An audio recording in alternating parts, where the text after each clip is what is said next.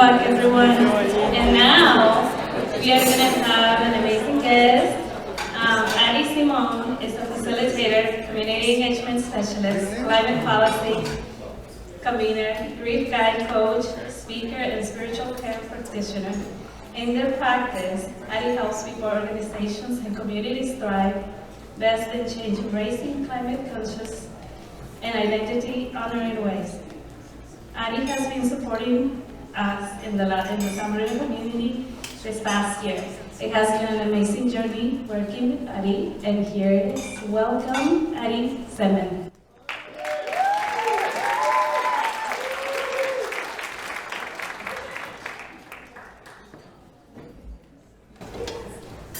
Hello, everybody.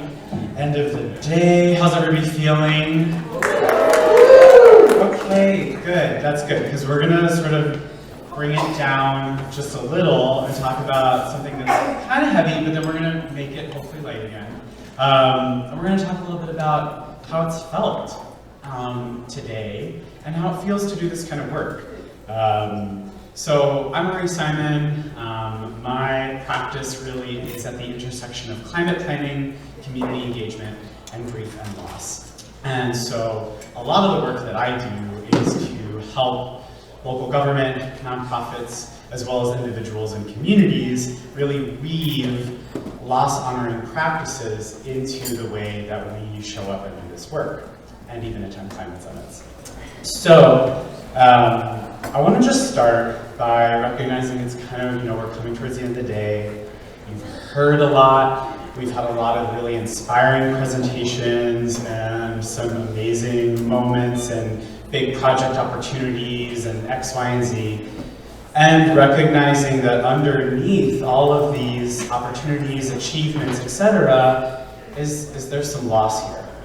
And so I want to just everyone get to take like 20 seconds to just take a breath and just feel into what's maybe one way that loss has come up for you or that you've heard it expressed today. Maybe it's a sort of previous loss or a fear of future loss, a systemic injustice that has perpetuated loss for far too long. But just letting ourselves just kind of check in with our own body and feel that, and feel how this work, especially amidst a week where so many people in our country are experiencing the very direct wrath of climate change in really extreme ways, that this is hard. This is a hard topic and a hard thing to feel our way into, but we really need to be able to show up as wholehearted human beings in the way that we do this work. And that's why grieving is so important. So I'm just going to give a little bit of an overview of what do I mean when we're talking about grieving? And so grieving essentially is our totally natural, normal, necessary, psychological of the mind and somatic of our bodies process for coping with loss. And what grieving does is it helps us restore our ability to be in connection with ourselves and others after loss, and really reintegrate these kind of fragmented parts of our lives. Because loss by design ruptures our capacity for engagement, for productivity, right? So grieving is the process by which we kind of reconnect again. So grieving is really important. Yay, grieving, right? Except it can feel so hard and bad, and we're kind of scared to talk about it.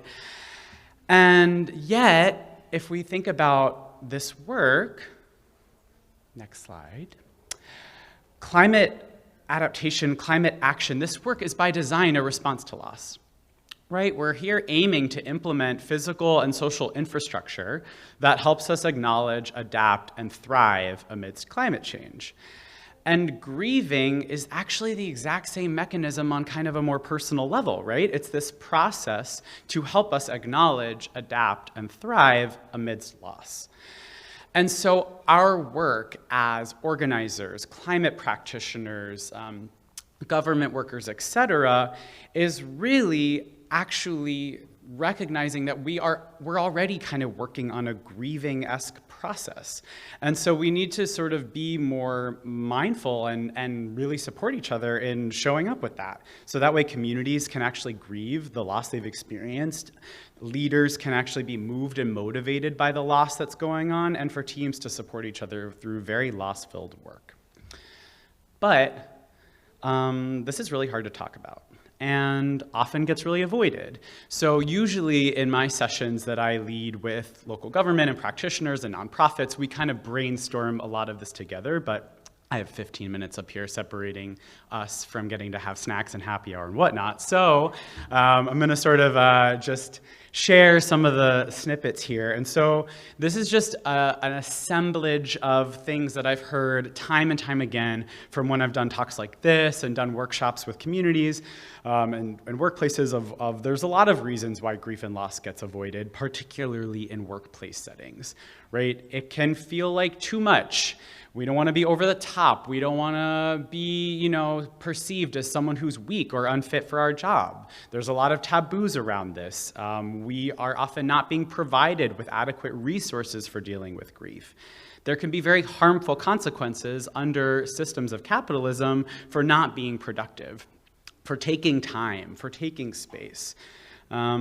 Grieving and really showing up for how uncomfortable it is can make it hard to do everyday life functions. That's part of that rupture, right? Is like by design, it makes it hard for us to actually kind of be going, which this work really demands of us. And then there's also just the endlessness of death and loss, because loss is inevitable and unavoidable. And yet there is so much we can do to prevent certain types of loss. And so that sort of endlessness of it can make it like, oh God, do we have to talk about this again?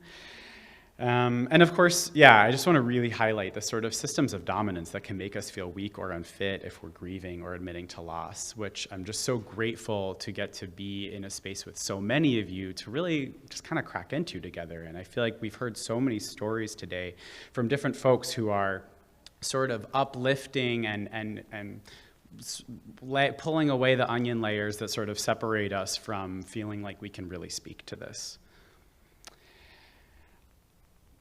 One quote I really love, just to sort of look at how this plays out in our world, is that, we really don't have an economic system that supports this, because actually our workforce are not people who don't experience loss. They're just usually people who we're supposed to just not let it get to us, right? And just kind of show of hands, how many of us in this room feel like, that sort of climate change and climate issues, in order to do our jobs well, is something that we shouldn't let get to us too much, right? A lot of us in the room feel that way, because God forbid we actually really feel into this. It's pretty intense. And we don't have a lot of safety nets to support us around if we did. As this says, federal law doesn't even require payment for time not worked, including attending a funeral, right? Bereavement leave isn't even federal law. So there's a lot that we need to think about in sort of how we distribute resources, if you think of it as a resource, when it comes to kind of the social and emotional care for all of us as workers, as communities, etc. Next slide. So just a couple of high-level things that I think is really important, that I think is important when I talk about this work. So every one of us faces death and loss in our lives. That's inevitable. And we have to hold the both, that the system we live in perpetuates more death and loss for certain people over others. We've heard some amazing speakers, especially this morning, really address the inequalities of health and access to actual sort of climate improving projects and programs and resources, et cetera. So we need to realize there's going to be different sets of experiences and different kinds of needs for those who are facing economic and racial and environmental injustice, born into lineages of oppression, and living in bodies that experience disability. So this means that even grief care is not a one-size-fits-all kind of thing. And what's so complicated is we also have to recognize that there is just a randomness to loss that any of us may experience. I know I've been feeling that really personally in terms of the hurricane last week. Now there's this one this week. That, of course, it's no coincidence that these are some of the strongest, most powerful storms this world has ever faced. That's because of our doing of climate change. And there is just a randomness that there was so much torrential rain already in North Carolina and around the Appalachia where this storm came through. That's the both that we need to hold that's uncomfortable in this. Next slide. Other thing we need to consider is that when people are avoiding grieving, are like, no, I'm fine, I'm good, or are just perpetuating loss without recognizing they are, that aversion itself is often a trauma response to living lives where we weren't necessarily allowed to feel our feelings or name what was going on, or we're told, don't cry, don't be a wuss, don't feel into it. And so just to say that even our coworkers, colleagues, our local government practitioners, who seem to be very stoic sometimes, are also people who are deeply deserving of support around grief and loss, especially when it comes to dealing with the difficult topic of climate change and climate injustice. And so we just can be really mindful about, rather than pathologizing people who are sad and expressive, we also should see that people who aren't being expressive also really need our compassion, and that might be a signal for help too. The good news is there are things that we can do in order to healthily process loss. And I love the way in which some of these already came up today. You know, I'm thinking about the way that our incredible dancers earlier brought in dance and music and ritual from the Samoan community. I mean, that already in some ways is something that helps us in order to process loss. It's really important to be in our bodies and move and dance. Obviously, we need psychological and supportive resources. I'm really thinking about our faith-based leaders who spoke so beautifully about the way they're showing up for their congregations and communities, right? We need that kind of spiritual care too. That's really important. And I really just put these three at the top in bold because I think they kind of just crack right into what we're talking about here. We need space and time. I mean, sometimes we need time off. We need people who can sort of, yeah, I'll do what you needed to do today. I'll run that Zoom meeting for you so you can take the time you need. We need a sense of justice and action, that there is something actually to do with this experience of loss, and we need acknowledgement, which is thankfully what we're doing right here. It's just acknowledging that this is real and can be painful and that we can talk about it. This is one tool I use with a lot of the work that I do. Maybe y'all have seen this too. This is the social ecological model, and basically it's just a way for us to think about that there's these different levels of care and relation that we're in this world. And I like how sort of from the individual to the interpersonal to the community, you can see how they're kind of nested within each other, right? And so my own, if I have something going on in my own personal life, maybe I need more of an individual or kind of interpersonal kind of intervention, right? We don't necessarily need the whole workplace to change for something I'm going through, but how I'm going to deal with that is totally affected by the way I'm conditioned by the interpersonal, the community, the structures, the environmental around me, et cetera. And so if we had more time, we'd totally crack into this. But just to say that this is kind of one way we can start thinking about how do we distribute care and support amongst as ourselves individually, interpersonally, on a community level, and more sort of larger structural and, of course, environmental levels too. And so looking at this list of things we need in order to grieve, we can sort of ask ourselves, okay, are we making these available? Are these available at different socio-ecological levels? Can our employees, our workforce, our community members actually access them? And very important for the planners in the room, I am also, former local government practitioner, planner by my undergrad. Are we just allowing these to emerge, or are we compulsively checklisting like, okay, I gotta go to nature and living things, I gotta do mental emotional care, I gotta do well-being resources, right? Because then we kind of just perpetuate the cycle of like, I gotta do. Yeah, I hear the laughter. I am glad other people can relate. And what I love about this work is just the ways that I have had the great privilege of being able to integrate it into how we do climate planning. And next slide. So just a couple of photos to share. Really appreciated Francesca's shout out. I think there's even some of you in the audience who are in these slides, but have just loved the work that we've been doing this year in the San Bruno community, particularly in the Bel Air community that's kind of just living right behind SFO Airport, and has experienced just so many intense flooding impacts. And for folks in the community, there's so many connection points to make where even if they personally didn't have their house flood, they might be having major issues with rats or mosquitoes, or there might be standing water near their house, and they're not realizing the sort of connections of how this is all related to kind of local flooding infrastructure. And so what we've done is we've really made sort of their own personal experience and the loss they've been through, or the loss they're afraid of going through with climate change, as a key place to meet them. And really then incentivizing them and actually compensating them to share their stories with us along the way, which, thanks to an incredible team from Stanford who's also here, we've been kind of turning into community-driven data, where all of a sudden it's helping us tell a much more whole picture of this community, of like, oh, based on the photos they're submitting, or the videos they're taking, or the journaling they're doing, we're starting to understand, like, oh, this is what happens when this kind of rainfall comes in, or oh, when there's king tide on this kind of day, this is the part of the street that flooded and this didn't. So it actually is sort of allowing grief care in some ways to be this ground truthing effort. Also some photos up here from work I got to do with SFMTA, really equipping their transportation and muni teams with some more support about how do they be more sort of forward-facing, recognizing that a lot of their ridership deals with major loss. There's a lot of loss that even happens and is perpetuated on the transit systems itself.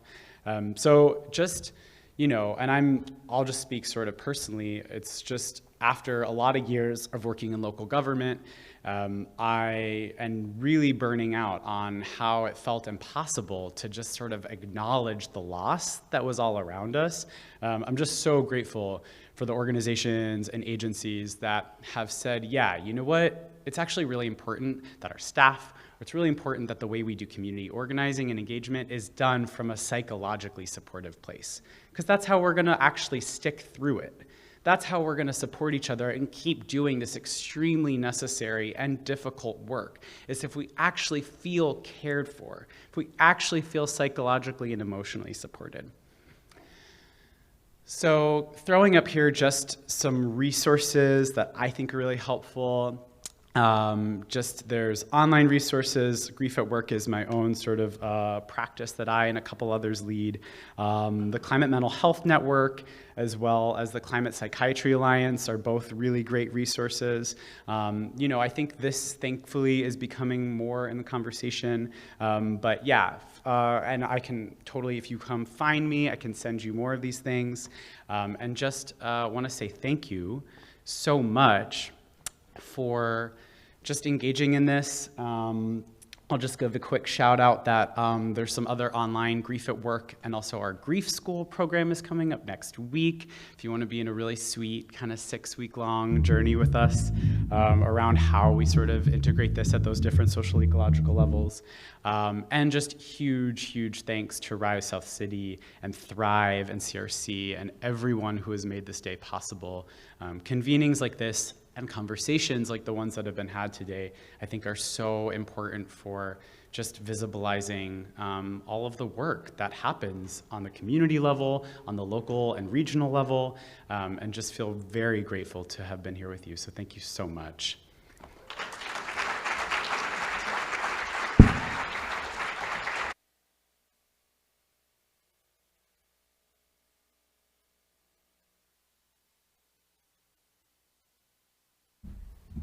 All right. Thank you, everybody. I'm going to close us out. Your presence here today is so warming to us to have filled this house with so many people that care about our communities and care about climate change. That said, we want to continue to improve these dialogues that we have every year. So please, before you head out, take some time to fill out the survey about the event. It's very quick. The QR code is also on the centerpieces on your table. And after you take the survey, please join us next door for some refreshments and a happy hour. That is going to go until 6 p.m. and we would love, especially the planning committee, now that we're done running around, we would love to catch up with all of you. You may see a South City police officer outside. They told us we had to have an officer so we don't get too rowdy at the cash bar, but don't worry, they're not here for you, they're here for us. So just a shout out, I know we all have different comfort levels with that. The last thing that I want to say is take some pumpkins home. It's October 8th today, and decorate your houses, decorate your porches. And we will see you all in the room over here for happy hour. Thank you, everybody.